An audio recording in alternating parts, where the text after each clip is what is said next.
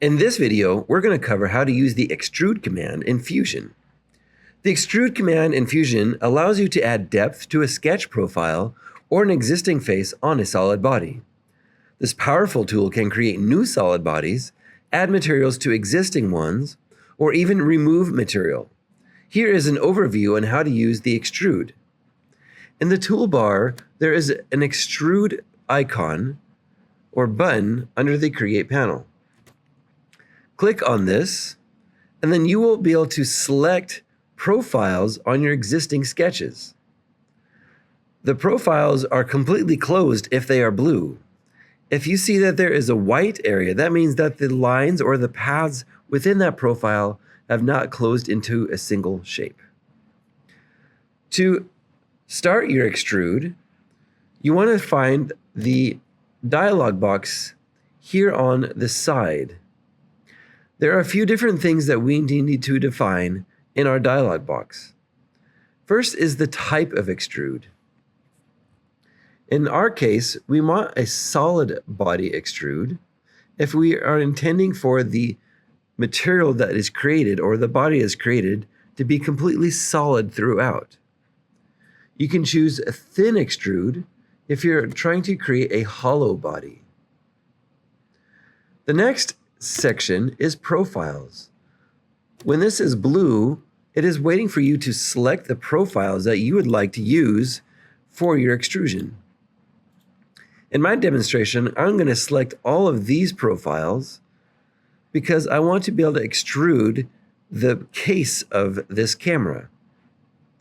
I'm also going to choose thin extrude because I want to have the camera case hollow for other components I'm going to place inside.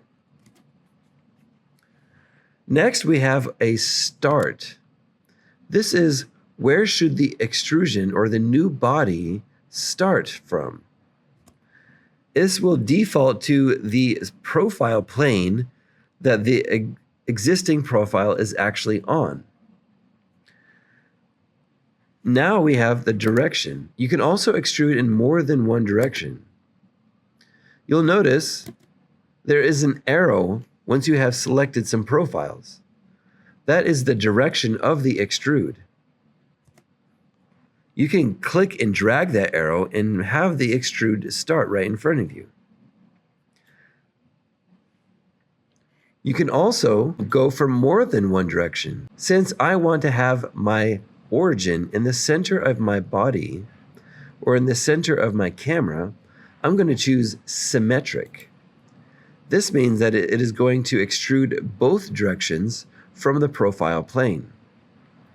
I can drag this arrow back and forth to determine the final amount of extrusion. That distance shows up here. You can also choose the whole length and to put in a distance that is the entire size of the case that you want to create. Taper has to do with extruding at an angle. I don't want to extrude at an angle, but if I did, I can put in an amount to extrude the angle from, and as you can see, it is actually angling out the extrusion at that angle. In my case, I don't want to have a taper angle, so I'm going to set mine back to 0. The next area here is wall thickness. Since I'm using a thin extrude, I have the option to change the thickness of the wall, and in my case, I'm going to change that to 0.2 centimeters. The last one is important. Here we have the operation. If I'm intending to create a new 3D form or new 3D body, I would want this to say new body. If this is going to attach to an existing body and become a part of that other body, you'd want to select join. You also have the option to remove material from a body, and in that case you would use cut. There may be times where you want to actually exclude any material that is not shared between these two bodies. In that case, you would end with only the intersected material, and that's what the intersect would do. If your component has not been created, you could also utilize new component, which will create a new body in a new component. For my case, I already have a camera body component, so I'm just going to select the new camera body.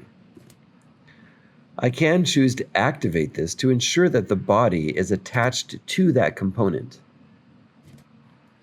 With all of my settings in place, I can press OK. Now you can see I have extruded the walls of my camera case. By default, once you make an extrusion, it will hide the sketch of the profile that you extruded from. You can access the drop-down menu of that component or of your original component to find that sketch and show it again. Here I'm going to find my sketch component underneath the folder sketches and show that sketch again. I'm doing this because I want to create the top of my camera body now. Again, I'm going to do extrude and then select most of the profile. Since I want to have a hole or an area that is not part of my camera case, where my lenses will fit, my flash will fit, I'm not going to select the same profiles. Instead, I'm only selecting these 4. Also, since this is the top of my case, I want to start my profile plane in a different location. Instead of saying start from the profile plane, I'm going to select object. This means that I can select an object to start my extrusion from. I have selected the edge of my camera case so that I can create the extrusion from the top of the camera case. If I so choose, I can also offset from a spot, and that's what this dialog box will do here. I do want to only set my direction in one side, and my extension is a distance.